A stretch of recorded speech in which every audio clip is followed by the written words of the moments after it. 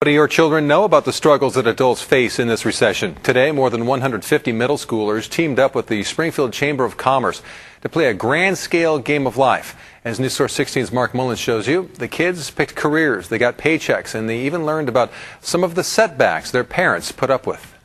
You guys, did you do your homework? Outstanding. Today we are going to actually play the real game of life. Hamlin Middle School Principal David Collins lays out the game of life, career choices, life choices, and trying to stay happy along the way. Are you ready for that? Yeah! Outstanding. The fifth graders divide into groups. Roll the dice to pick a career. Roll the dice to step along the gym-sized game board. Where they stop.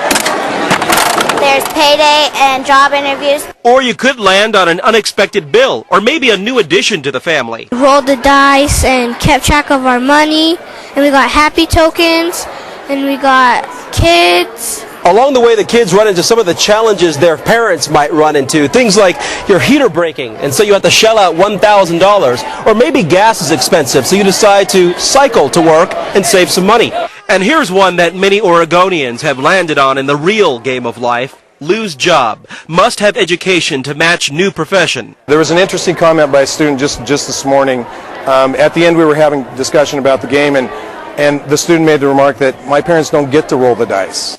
A chance for a serious lesson around a game. We talked about how their decisions and choices impact what their lives are like now, and how sometimes you don't have control over the choices that happen. And some of the tough checkpoints in the game proved to be tough checkpoints for Oregon's job seekers. It's kind of a job interview one on the computer where you had to type.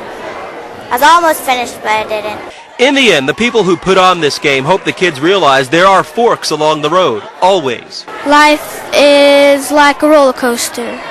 It's how people handle those obstacles and make decisions that count. You got to do what you got to do.